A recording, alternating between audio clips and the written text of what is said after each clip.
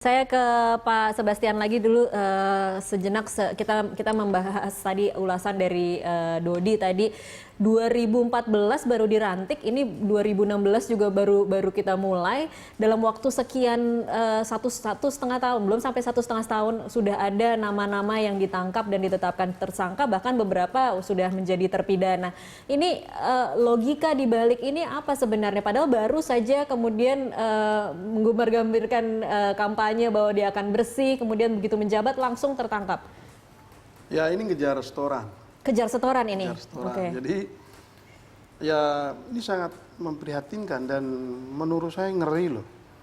Baru di awal periode ini sudah banyak yang tertangkap. Maka Anda bayangkan nanti sampai 5 tahun di 2019 itu berapa banyak yang tertangkap. Karena nggak ada jaminan. Ketika sekarang ini sejumlah anggota ditangkap atau ditetapkan sebagai tersangka, tidak akan ada anggota lagi yang tidak ada efek jerahnya ya. Jadi, Pak Sebastian berarti? Itu yang saya heran, kok di DPR kita ini tidak ada efek jerah gitu. Padahal banyak sekali yang sudah disekolahkan gitu ya, dengan macam-macam hukumannya segala macam. Tetapi menurut saya ini refleksi bahwa satu, motivasi orang menjadi politisi itu ternyata bukan untuk mengabdi. Jadi politik bukan lagi menjadi medan pengabdian hari ini, tapi menjadi medan mencari keberuntungan. Ya, orang kemudian melihat bahwa kalau ingin cepat kaya masuk DPR, itu satu. Yang kedua, memang biaya politik yang sangat tinggi sekarang ini itu mendorong orang juga untuk bisa pinjam sana sini menggunakan uang jor-joran, yang penting bisa dapat kursi.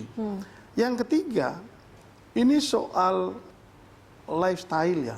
Lifestyle. Jadi politisi kita itu perilaku hedonnya sudah luar biasa. Ya, Anda bisa datang ke DPR, DPR itu seperti etalase mobil mewah gitu. Sementara kita keluar sedikit dari gedung DPR, ada begitu banyak orang yang makan aja susah gitu. Jadi ini memang paradoks ya, antara wakil dengan yang diwakili, sehingga ini ada pekerjaan berat untuk bisa menyelesaikan atau paling tidak mengurangi praktek korupsi ini. Karena itu menurut saya kita mesti berpikir serius. Salah satu akar persoalan tadi yang kita bilang itu, satu, soal pendanaan partai politik harus dibereskan. Yang kedua, kita mesti berpikir bagaimana caranya agar kos politik ini harus ditekan sedemikian rupa. Jadi mesti ada sistem yang bisa mencoba menekan itu. Sehingga mudah-mudahan kita masih punya harapan di hari-hari yang akan datang praktek korupsi ini bisa diminimalisir sedemikian rupa. Baik, saya akan coba menyapa Pak Haryono Umar, mantan komisioner KPK. Selamat sore, Pak Haryono. Selamat sore, Mbak.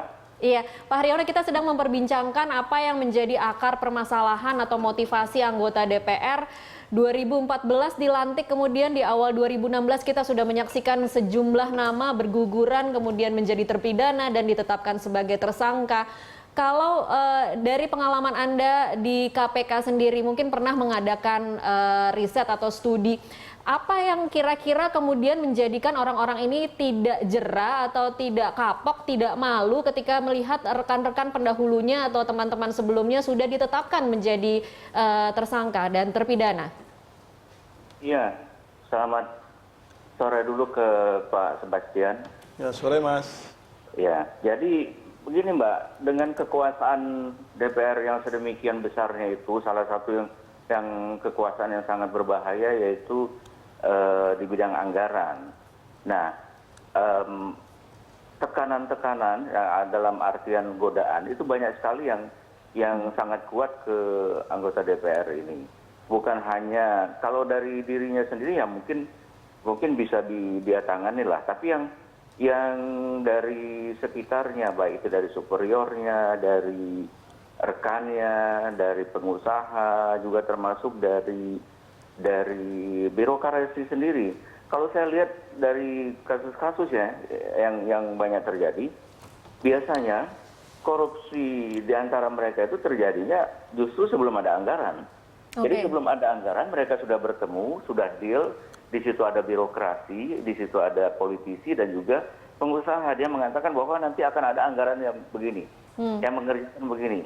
Dan birokrasi juga membutuhkan itu karena dia kan yang nanti dia akan meminta anggaran itu kepada anggota DPR, dan DPR juga mengatakan bahwa yang memberikan anggaran itu adalah kami. Nah, jadi di sini ada supply dan demand. Nah, kondisi yang seperti ini sangat mendukung, atau yang saya katakan kondisi koruptif itu masih sangat besar di dalam proses penganggaran ini, dan mestinya yang ini harus dipotong ininya mata rantainya ini. Jangan sampai kalau umpamanya mereka sudah melakukan deal sebelum ada anggaran, artinya nanti proses penganggaran juga sudah nggak ada gunanya lagi, apalagi proses pelaksanaan anggaran, karena semuanya sudah terkontaminasi. Nah, inilah yang menjadikan akan terus menerus, sehingga begini juga yang muda-muda, kan kita lihat ini sekarang yang muda-muda ini begitu dia mendapatkan kekuasaan, dia tidak menyadari bahwa kekuasaannya itu penuh dengan jebakan. Banyak sekali yang dia tanpa sadari, ada yang mengajaknya diskusi, ada yang mengajaknya berkomunikasi segala macam, padahal itu dalam rangka agar bagaimana kekuasaannya itu nanti bisa dimanfaatkan untuk mendapatkan keuntungan kelompok-kelompok ini tadi yang saya katakan tadi itu. Inilah yang ya. Baik, Pak Haryono, kalau tadi Anda bicara seharusnya bisa dipotong mata rantainya, di mana seharusnya kita bisa memotong mata rantai itu? Jadi artinya setiap proses penganggaran, proses penganggaran itu dimulai dari pada waktu setelah kementerian, kemudian itu dia membahasnya dengan Bappenas dan Kementerian Keuangan, kemudian dia bawa ke DPR. Kan? Sebelum masuk ke DPR itu biasanya sudah ada komunikasi dulu. Nah, jadi artinya komunikasi yang informalnya ini itu kita kemungkinan besar banyak terjadi itu. Jadi artinya begitu sampai di komisi, di situ ada sudah walaupun diskusi, kadang-kadang diskusinya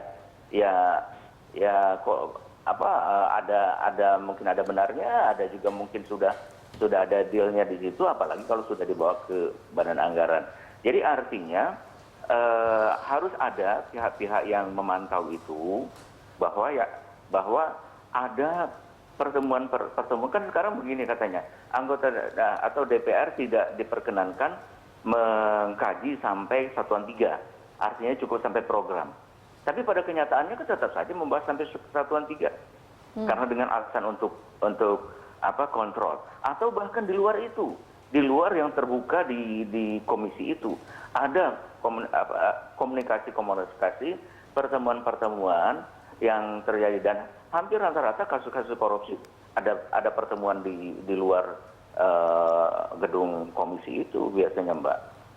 Oke, baik. Saya ke Pak Sebastian dulu. Pak Sebastian, setuju tidak kalau kemudian harus ada semacam lembaga independen yang melakukan pemantauan terhadap setiap anggaran, penyusunan anggaran yang dilakukan di DPR? Kita sudah terlalu banyak juga membentuk lembaga, dan pada akhirnya juga belum tentu efektif ya. KPK sudah cukup menurut saya. Kita juga punya BPK untuk mengaudit. Jadi saya kira kuncinya ada 2. Yang pertama tentu saja kita membutuhkan sistem pembahasan anggaran di DPR ini yang lebih terbuka. Nah, oleh karena itu dulu kita pernah mendorong, bahkan KPK juga pernah mengusulkan ketika proses pembahasan anggaran sebaiknya disadap aja itu anggota DPR. Ya kan, itu satu. Yang kedua, memang kita membutuhkan menteri yang tegas. Tegas untuk tidak bisa ditekan DPR tidak gitu ya? boleh bermain-main dengan DPR, hanya sekedar supaya DPR meloloskan anggaran yang mereka ajukan. Jadi seolah-olah membahas anggaran antara satu kementerian dengan komisi tertentu di DPR ini soal belas kasihan soal kesepakatan, bukan karena memang kita mau bangun negeri ini dan kementerian ini punya peran yang sangat besar gitu di sektornya masing-masing. Nah, cara berpikir ini kan yang mesti diluruskan. Ada kok contoh misalnya kementerian yang bisa melakukan itu dengan tegas. Dan ternyata DPR juga nggak berani bermain.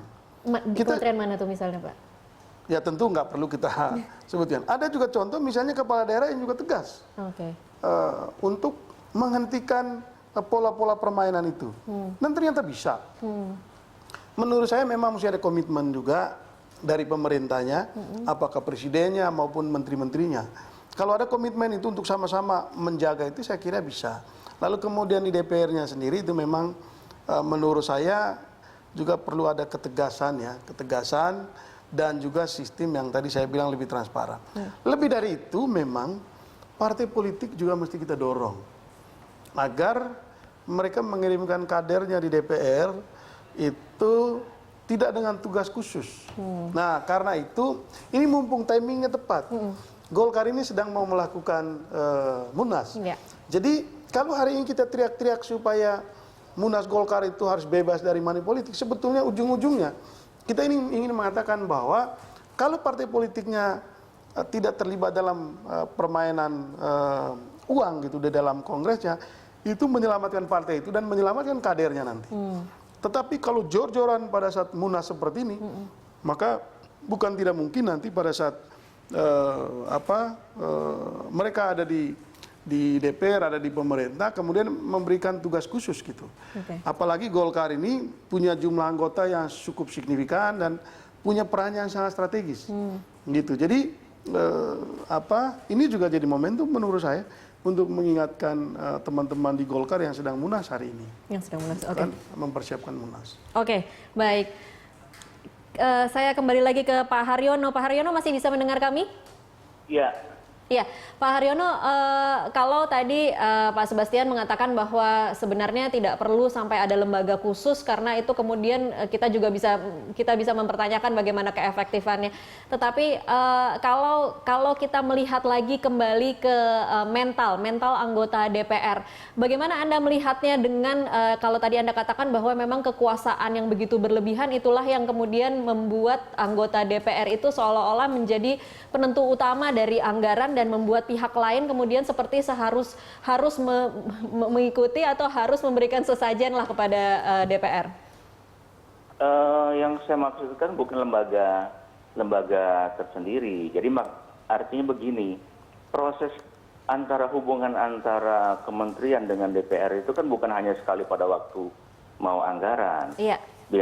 Bisa terjadi yang namanya raker RDP itu berkali-kali. Kadang-kadang sampai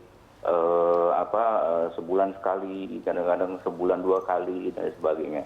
Di sana kan ada hubungan, ada kontak baik antara dengan menteri ataupun dengan para eselon 1-nya dan bahkan ada yang sampai dengan eselon 2. Jadi artinya komunikasi ini